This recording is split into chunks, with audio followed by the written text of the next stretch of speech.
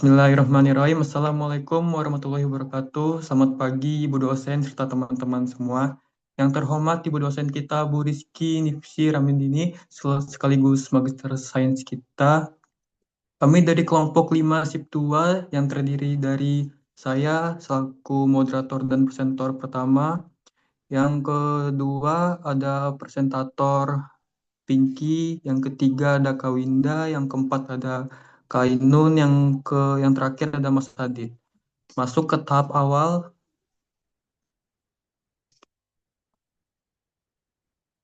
Ayo guys, dasar teori. Dasar teori mencit atau sering disebut juga dengan mus muculus merupakan hewan percobaan yang paling banyak digunakan di laboratorium, yaitu sekitar 40-80% karena memiliki siklus hidup yang relatif pendek, mudah berkembang biak, dan mudah dalam penanganan. Selain itu, mencit memiliki biaya yang pemeliharaan yang rendah, mudah dipelihara, serta memiliki variasi sifat biologis yang tinggi sehingga cocok untuk digunakan berbagai penelitian. Mencit dan tikus termasuk hewan omnivora, sehat, kuat, berukuran kecil, dan jinak. Mencit putih memiliki bulu pendek dan halus berwarna putih dengan ekor kemerahan yang panjang dari tubuh serta perbedaan warna bulu dipengaruhi oleh faktor genetik. Penanganan mencit harus dilakukan dengan lembut dan benar untuk menjaga kesejahteraan hewan selama pemeliharaan. Masuk ke tahap alat dan bahan. Alat-alat yang pertama yang kita digunakan yaitu yang pertama toples, yang kedua pipet tetes, yang ketiga styrofoam, yang keempat jarum pentul, yang kelima pinset, yang keenam ada bisturi atau sering disebut juga dengan pisau bedah, yang ketujuh ada gunting. Bahan-bahannya yang pertama ada hewan mencit satu ekor, kapas, dan ether atau kloroform. Selanjutnya akan dibacakan oleh presentator kedua yaitu Pinky. Pada Pinky saya persilakan. Selanjutnya ada prosedur praktek. Yang pertama yaitu persiapkan alat dan bahan, persiapkan hewan uji mencit. Mencit dipastikan dalam kondisi sehat, diberi perlakuan anestesi atau bius sesuai prosedur etika praktikum. Mencit diletakkan pada papan bedah. Keempat, ekstremitas difiksasi menggunakan jarum. Pembedahan kulit abdomen dilakukan sayatan memanjang pada bagian abdomen menggunakan pisau bedah. Pembukaan rongga abdomen, otot dan dinding perut dibuka secara hati-hati. Identifikasi dan pengamatan organ dalam organ-organ yaitu meliputi hati, lambung, usus, jantung, paru-paru, ginjal, dan lain-lain. Diamati, dicatat bentuk, warna, dan letaknya. Dokumentasi hasil bedah, pengambilan foto hasil bedah, mencit, pemberian keterangan nama organ. Pembersihan dan penutupan praktikum, alat dibersihkan, limbah biologis ditangani sesuai prosedur laboratorium. Selanjutnya yaitu hasil praktikum yang akan dibacakan oleh Kak Winda. Kak Winda dipersilakan. Terima kasih. Untuk hasil praktikum yang sudah dilakukan, yang pertama itu ada jantung, karakteristiknya berbentuk bulat, meruncing di ujung berwarna merah, terdiri dari 4 ruang, 2 atrium dan 2 ventrikel. Kemudian dilapisi selaput perikardium. Berfungsi sebagai pompa kuat yang mengedarkan darah, kaya oksigen dan nutrisi ke seluruh tubuh, serta mengumpulkan kembali darah kotor atau kaya karbon dioksida untuk dibuang ke paru-paru, memastikan semua sel mendapat pasokan vital untuk berfungsi dan membuang limbah metabolisme secara terus-menerus. Selanjutnya ada paru-paru, karakteristiknya memiliki bronchilus yang lebih sedikit, yaitu sekitar 13-17 dibanding manusia yang biasanya 17-21. Pola percabangan monopodial bukan dikotomis dengan saluran napas relatif besar. Epitel pernapasan sangat tipis, saluran napas berukuran besar. Paru-paru berfungsi untuk menukar oksigen dari udara dengan karbon dioksida dari darah, menyuplai oksigen untuk metabolisme tubuh, menjaga pH darah melalui pengaturan karbon dioksida, serta pertahanan pernapasan dari partikel dan kuman. Untuk selanjutnya ada ginjal, karakteristiknya bentuk Ya, mirip kacang, berukuran kecil sekitar 1 sentimeter.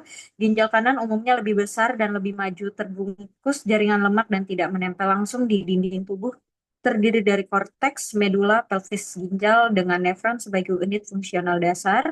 Fungsi ginjal yaitu menyaring darah untuk membuang limbah metabolik seperti urea dan racun, mengatur keseimbangan cairan elektrolit, ada natrium dan kalium, dan pH darah, serta membantu produksi sel darah merah dan mengontrol tekanan darah. Selanjutnya, ada lambung. Karakteristiknya berbilik dua, lambung depan dan lambung kelenjar. Dinding lambung terdiri dari 4 lapisan utama, yaitu mukosa, submukosa, muscularis externa, dan serosa. Fungsinya sebagai tempat menyimpan makanan, mencampur makanan dengan cairan lambung, yaitu enzim dan HCl, memulai pencernaan protein, serta mengatur laju pengosongan makanan ke usus halus. Kemudian ada hati, warnanya kemerahan, berbentuk kerucut atau irisan, terletak di perut kanan atas, berukuran kecil, sesuai dengan ukuran mencit. Memiliki struktur lobus yang mirip manusia, dengan lobus kanan lebih besar dari kiri. Fungsinya membersihkan racun dari darah, mengubah nutrisi dari makanan menjadi energi, lemak, atau protein yang bisa digunakan untuk tubuh. Memproses gula darah, membuat cairan empedu untuk membantu pencernaan lemak dan vitamin larut lemak, memproduksi protein, serta membuang sel darah merah yang sudah tua. Selanjutnya ada limpa, karakteristiknya terletak di kuadran kiri atas abdomen, tepat di bawah tulang rusuk dan dekat lambung. Ukuran relatif kecil, dapat membesar sebagai respon terhadap infeksi atau patologis tertentu. Fungsinya sebagai penyaring darah atau membersihkan sel darah tua atau rusak untuk partikel asing, menghasilkan sel darah putih seperti limfosit, mendeteksi patogen dan membuat antibodi, serta berperan dalam hematopoiesis, yaitu produksi sel darah dan metabolisme zat besi. Untuk selanjutnya akan dilanjutkan oleh Mbak Inun. Baik, terima kasih Kak Winda. Hasil praktikum yang selanjutnya, organ yang berhasil kelompok kami angkat yaitu usus halus. Karakteristik dari usus halus ini yaitu lipatan atofili dan tonjolan seluler mikrofili untuk memperluas area permukaan terdiri dari duodenum, jejunum, ileum ukuran kecil tapi luas permukaannya sangat besar, memungkinkan penyerapan efisien. Fungsinya sebagai pencernaan kimiawi makanan dan penyerapan nutrisi makro dan mikro.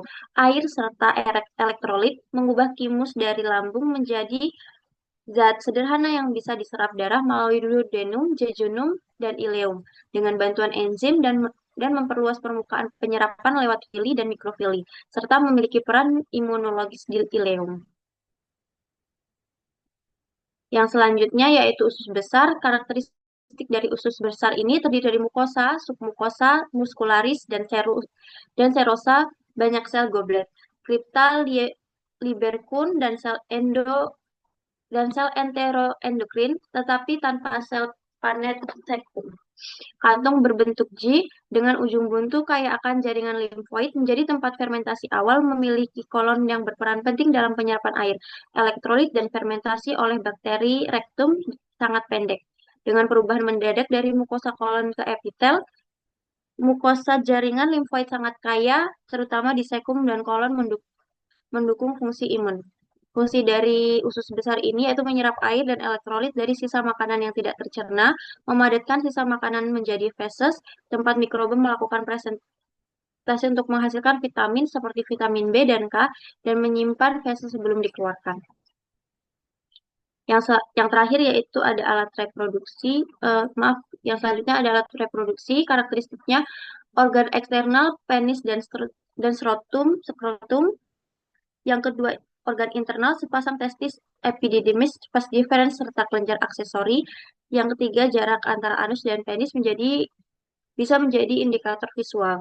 Fungsinya yaitu menghasilkan sperma, menyimpannya, mengangkut dan menyalurkannya ke dalam saluran reproduksi betina saat kopulasi, sekaligus memproduksi hormon seperti testosteron.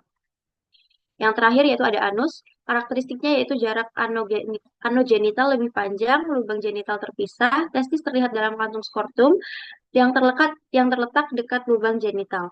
Fungsinya sebagai lubang pengeluaran feses dari saluran pencernaan.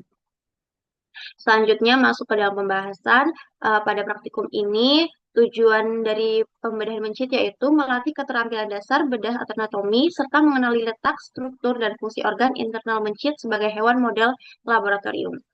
Mencit yang digunakan adalah mencit yang sehat berbobot 22 gram.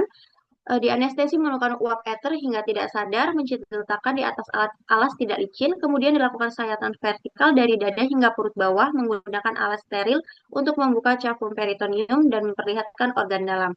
Organ diambil dan diamati secara hati-hati menggunakan pinset. Yang selanjutnya ini ada organ-organ yang berhasil diambil, karakteristik dan fungsinya. Tetapi sudah dijelaskan di bagian hasil tadi. Yang selanjutnya ada kesimpulan yang akan dijelaskan oleh Kak Adit. Saya persilahkan. Terima kasih Mbak Ainun. Baik, akan menjelaskan tentang kesimpulan pembedahan hewan mencit. Berdasarkan praktikum pembedahan hewan mencit, dapat disimpulkan bahwa kegiatan ini bertujuan untuk memahami struktur dan fungsi organ tubuh.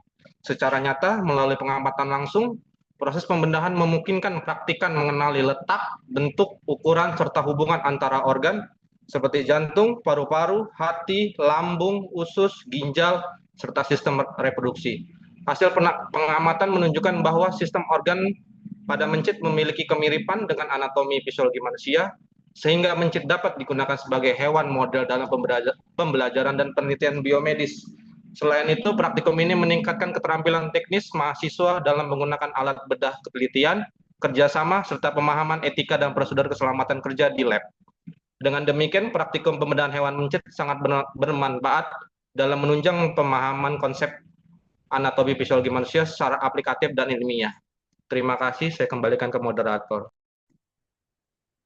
Oke, baik, selesai dari presentasi dari kami. Jika ada yang ditanyakan, silahkan maksimal dua pertanyaan.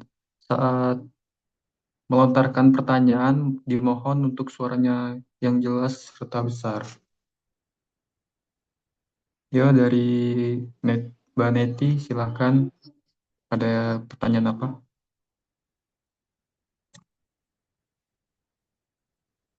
Baik, Kak, izin bertanya ya, Kak. Saya dari kelompok 8.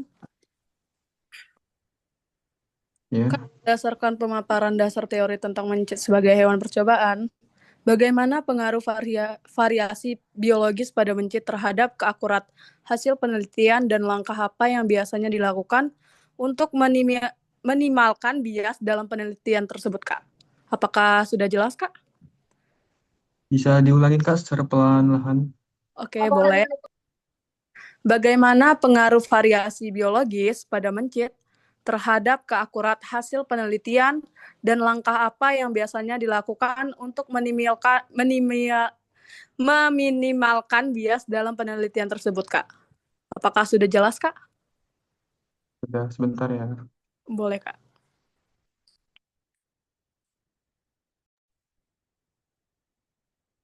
Kak Neti, izin langsung jawab ya.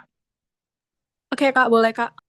Ada beberapa faktor biologis atau variasinya ya. Ini ada sekitar 3 atau sampai 5, mungkin akan 3 aja yang aku jelaskan ya. Speknya ada ukuran dan berat badan, itu mempengaruhi. Jenis kelaminnya bisa mempengaruhi juga. Ada usianya, ada strain, dan kondisi kesehatan pada mencit tersebut untuk melakukan pembedahan hewan mencit. Apakah ada yang kurang jelas atau perlu dijabarkan lagi? Sudah cukup jelas, Kak, atas jawabannya. Terima kasih ya, Kak. Sama-sama. Baik, selanjutnya Kamelia Savitri, silakan. Baik, izin bertanya, saya Kamelia Savitri dari kelompok 2. Pertanyaan saya, bagaimana cara penanganan limbah bangkai mencit dan jaringan yang benar setelah praktikum selesai? Apakah perlu diulang? Oke. Sudah cukup. Sebentar ya. Oke.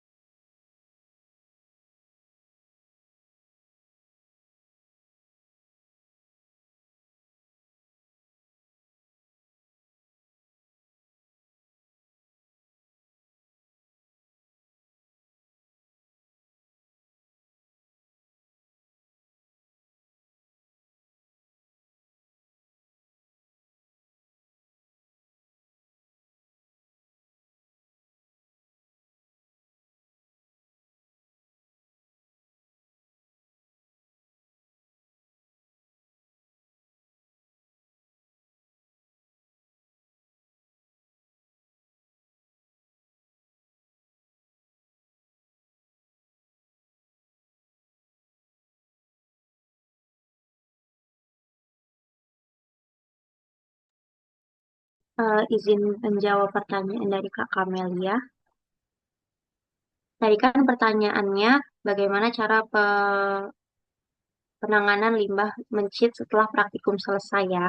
Jadi limbah mencit setelah praktikum ini kan dikategorikan sebagai limbah biologis yang harus ditangani secara khusus. Bangkai mencit ini dikumpulkan dalam wadah limbah, eh, kemudian disterilisasi dengan autoklav dan dimusnahkan ini melalui penguburan sesuai prosedur laboratorium.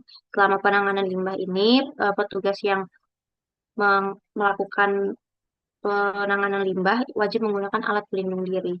Eh, Begitu aja. Apakah ada pertanyaan lagi atau kurang jelas? Udah, cukup. Terima kasih ya Kak Ainun. Baik, terima kasih kembali ke Kamelia.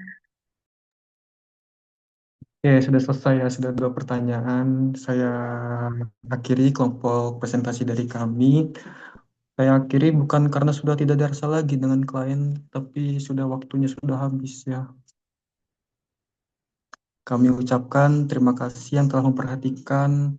Wassalamualaikum warahmatullahi wabarakatuh.